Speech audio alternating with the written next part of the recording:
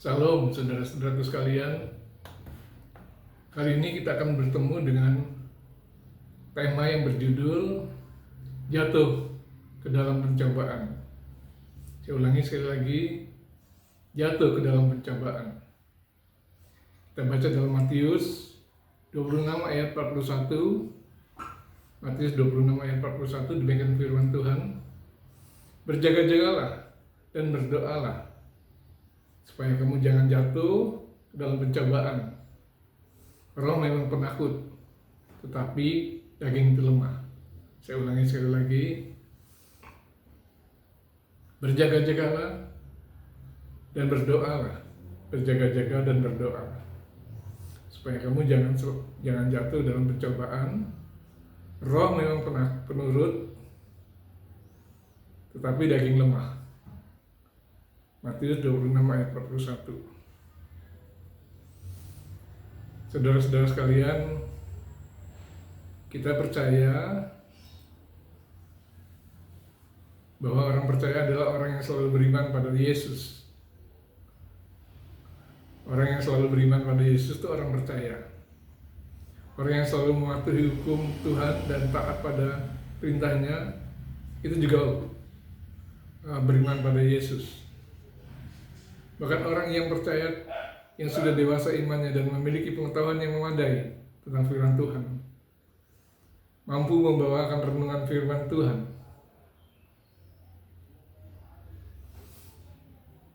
dan menasihati orang lain yang belum atau kurang percaya. Banyak dampak orang percaya, banyak orang yang minta pendapatnya, terkait dengan firman Tuhan. Itulah orang percaya, orang yang beriman pada Yesus. Orang percaya yakin dengan perintah Tuhan agar menyampaikan amanat agung, sehingga mereka selalu mengajak orang yang tidak percaya atau kurang beriman atau ragu-ragu agar tetap mengikuti Yesus. Atau mencoba terus mengajak orang yang sudah beriman untuk makin percaya pada Yesus Kristus. Demikian juga ada banyak para nabi dan tokoh agama dalam Perjanjian Lama selalu mengingatkan bangsa Israel untuk segera bertobat dan selalu mengingat Allah. Mereka tidak henti-hentinya menasihati bangsa Israel apabila bangsa ini meninggalkan Tuhan. Mereka tidak ingin bangsa ini terjatuh dalam dosa pada Tuhan. Tapi mengapa bisa terjatuh? Mengapa mereka bisa terjatuh? Ya, banyak orang percaya, bahkan yang sudah menjadi hamba Tuhan, aktivis, bahkan para nabi sekalipun, terjatuh dalam pencobaan.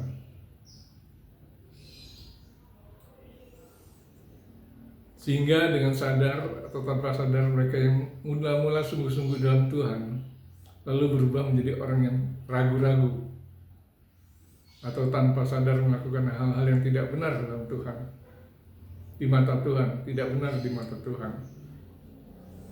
Ketika orang percaya itu sudah tidak berjuang lagi, sebab mereka sudah berada dalam zona nyaman, sangat populer, atau cukup lama duduk dalam satu organisasi keagamaan, bisa menjadi demikian merosot kerohaniannya. Mereka tidak lagi bersikap seperti orang hamba yang selalu taat pada Tuhan, tapi justru bertindak sebagai penguasa terhadap orang lain. Saudara-saudara yang terkasih dalam Tuhan, roh memang penurut, kata Tuhan Yesus tadi. Roh memang penurut, tetapi daging itu lemah. Ya, daging itu lemah. Roh itu memang penurut. Dan buah roh adalah kasih, sukacita, damai sejahtera, kesabaran, kemurahan, kebaikan, kesetiaan, kelemah lembutan, penguasaan diri. Tidak ada hukum yang menentang hal-hal itu. Kita baca dalam Galatia 5 ayat 22 sampai 23. Galatia 5 ayat 22 sampai 23. Buah-buah roh,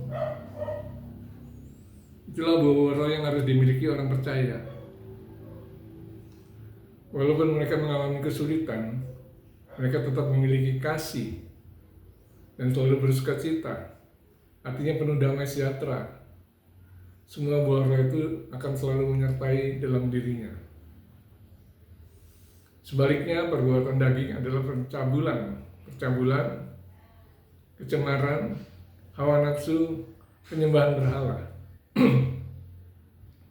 sihir, perseteruan, perselisihan, iri hati, amarah, kepentingan diri sendiri, pencinderaan,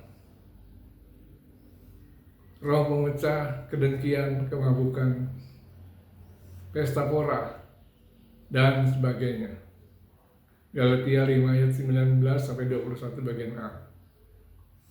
Inilah yang tidak boleh dilakukan oleh orang percaya, tapi selalu menggoda mereka sehingga jika tidak waspada, orang itu bisa terjatuh. Mereka yang melakukan perbuatan daging itu akan dihukum oleh Allah. Terhadap semuanya itu, kuperingatkan kamu, seperti yang telah kubuat dulu, bahwa barang siapa melakukan hal-hal yang demikian, itu tidak akan mendapat bagian dalam kerajaan Allah. Galatia 5 ayat 21 bagian B. Sungguh keras peringatan Paulus ini terhadap orang yang mengikuti keinginan daging. Raja Daud pun terjatuh, saudara-saudara sekalian. Raja Daud pun terjatuh. Seperti kita tahu bahwa Raja Daud adalah orang yang amat beriman pada Allah. Ketika masih muda, dia sanggup membunuh Goliat hanya dengan sebutir batu. Dia sanggup mengalahkan orang-orang Filistin dengan pertolongan Tuhan. Imannya sungguh luar biasa. Tapi dia menulis dalam kitab Mazmur 51 ayat 6 bagian A. Mazmur 51 ayat 6 bagian A. Terhadap engkau sajalah aku telah berdosa dan melakukan apa yang kau anggap jahat. Itulah doa Raja Daud. Ya, dia telah melakukan perbuatan yang amat keji. Dosanya terhadap Uria amat besar. Saat menghamili Batseba, istri Uria, ia pun tidak hanya membiarkan Uria wafat dalam orang saja, tapi istrinya pun dinikahi. Luar biasa Daud ini. Karena pelanggarannya itu, segera Nabi Nathan datang kepada Daud. Akhirnya Nabi itu pun berkata, Engkaulah orang itu. 2 Samuel 12 ayat 7a. Raja Daud segera menyadarinya dan bertobat minta ampunan Tuhan, sehingga Tuhan pun mengampuninya. Tapi akibat perbuatannya, ia tetap harus menanggungnya. Saudara-saudara sekalian, bahkan Nabi Elia pun takut pada Isabel. Nabi Elia takut pada Isabel. Nabi Elia itu pernah dengan kuasa Allah dapat mendatangkan api dari langit untuk membakar persembahannya di gunung Karmel di depan rakyat Israel. 1 Raja-Raja 18 ayat 38. Tapi saat Isabel mengancam akan membunuhnya, 1 Raja-Raja 19 ayat 2, Nabi Elia pun merasa ketakutan dan pergi untuk menyelamatkan dirinya. Mengapa dia merasa ketakutan? Karena saat itu dia merasa bahwa hanya dialah satu-satunya orang yang masih hidup dan percaya akan Allah. Dia hanya satu-satunya orang hidup dan percaya pada Allah. 1 Raja-Raja 19 ayat 10. Nabi Elia tidak tahu bahwa masih ada 7.000 orang ini di Israel yang tidak menyembah Baal. dan hanya percaya pada Allah. 1 Raja 19 ayat 18. Namun beruntunglah Nabi Elia, sebab Allah mengampuninya. Orang percaya bisa jatuh. Dewasa ini banyak orang percaya jatuh dalam pencobaan. Mereka mula-mula bergiat memberitakan Injil, memberitakan firman Tuhan. Tapi ketika godaan itu datang, mereka pun terjatuh.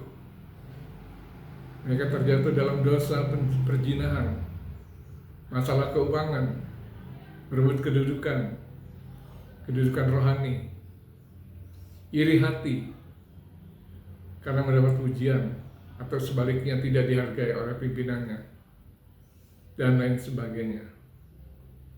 Ada yang ketahuan lalu diskors oleh pimpinannya, tapi sebagian lagi pura-pura tidak terjadi apa-apa, sebab tidak ada yang berani menghukumnya.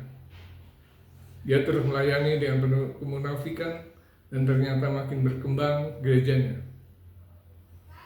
Memang Tuhan akan selalu menjaga umatnya, tapi berhati-hatilah para pemimpin yang bersifat munafik seperti itu.